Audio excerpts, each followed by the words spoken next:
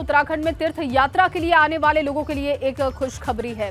अब सरकार ने केदारनाथ, हेमकुंड साहिब और चंडी देवी के लिए रोपवे परियोजना को मंजूरी दे दी है।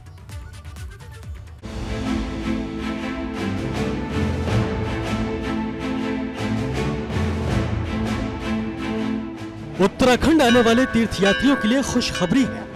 जो भी तीर्थयात्री केदारनाथ, हेमकुंड या चंडी देवी की यात्रा के लिए आते हैं, उनके लिए अब इन जगहों पर रोपवे बनने जा रहा है। 3 रोपवे परियोजना को मंजूरी मिल गई है। आइए आपको इस फैसले के बारे में विस्तार से बताते हैं। रोपवे योजना को मंजूरी।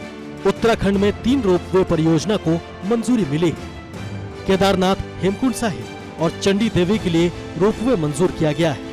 राज्य वन्य जीव बोर्ड की ओर से इसे हरी झंडी मिल गई है। रोपवे के लिए केंद्र सरकार को जल्द प्रस्ताव भेजे जाएंगे।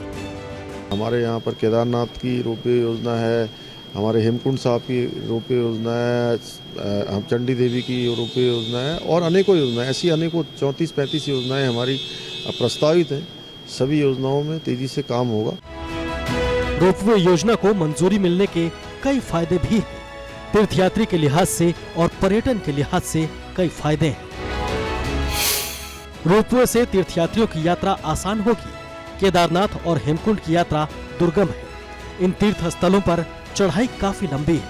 ऐसे में रोपवे बनने से तीर्थ यात्रा आसानी से होगी। तीर्थयात्रियों की संख्या भी बढ़ेगी और तीर्थयात्री ज्यादा से ज्यादा आएंगे तो पर्यटन भी बढ़ेगा। सरकार को भी इससे राजस्व मिलेगा। रोपवे के लिए केंद्र सरकार को प्रस्ताव भेजने की तैयारी है। जल्द ही ये योजना धरातल पर होगी। Bureau report, ABP Ganga.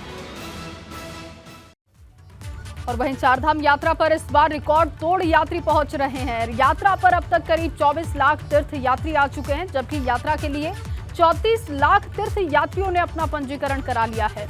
और ऐसे में माना जा रहा है कि 30 जून तक ये संख्या और भी बढ़ सकती है।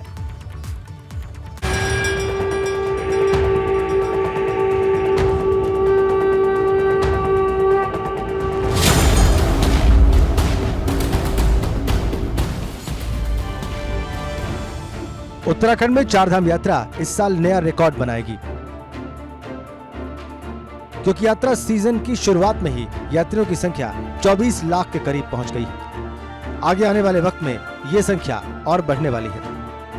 उत्तराखंड में चारधाम यात्रा इस बार नया रिकॉर्ड बनाने जा रही है। यात्रा सीजन शुरू होने से लेकर अब तक यात्रियों की संख्या में जबरदस्त इजाफा हुआ है। यात्रियों की संख्या में इजाफे से न सिर्फ सरकार उत्साहित है, बल्कि यहाँ चारधाम यात्रा पर तमाम जो व्यापारी हैं उनके चेहरे भी खिले हैं। उनका साफ कहना है कि इस बार यात्रा बहुत अच्छी चल रही है और पिछले 2 साल से कोरोना की वजह से जो यात्रा नहीं हुई थी, उससे उनका व्यवसाय आगे बढ़ा है। चारधाम यात्रा में यात्रियों की संख्या बढ़ने से यहाँ के पर्यटन पर अच्छा असर पड़ा है। चारधाम में रिकॉर्ड श्रद्धालु। चारधाम में 24 लाख से ज्यादा श्रद्धालु अब तक पहुंचे हैं। इस वजह से व्यापारियों के चेहरे खिले हुए हैं। सरकार भी यात्रियों की संख्या से खुश है। पिछले 2 सालों से यात्रा नहीं हो पा रही थी। कोरोना की वजह से यात्रा बंद थी।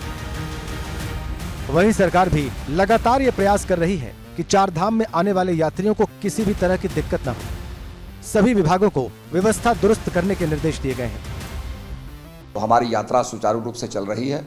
हमने जगह जगह आदेश कर दिए हैं कि जहाँ जहाँ भी लैंडस्लाइड्स की पॉसिबिलिटी है वहाँ JCB तैनात हो ताकि मार्ग खोला जा सके। और PWD में हमने आदेश कर दिया है कि नालियों को साफ़ किया जाए और जगह जगह जहाँ लैंडस्लाइड होते हैं वहाँ पर JCB तैनात हों ताकि मार्ग को तत्काल खोला जाए। माना जा रहा है कि जून महीने के अंत तक यात्रियों की ये संख्या 30 लाख के पार होगी, क्योंकि बरसात के सीजन में पर्वतीय क्षेत्रों में काफी दिक्कतें झेलनी पड़ती हैं। इसलिए सरकार व्यवस्था बनाने में जुटी हुई है।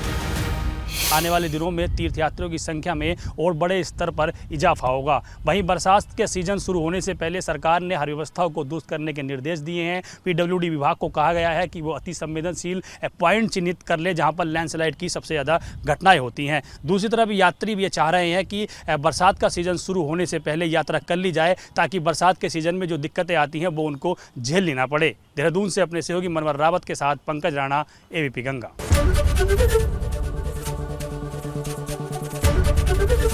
ABP गंगा, खबर आपकी, जुबान आपकी।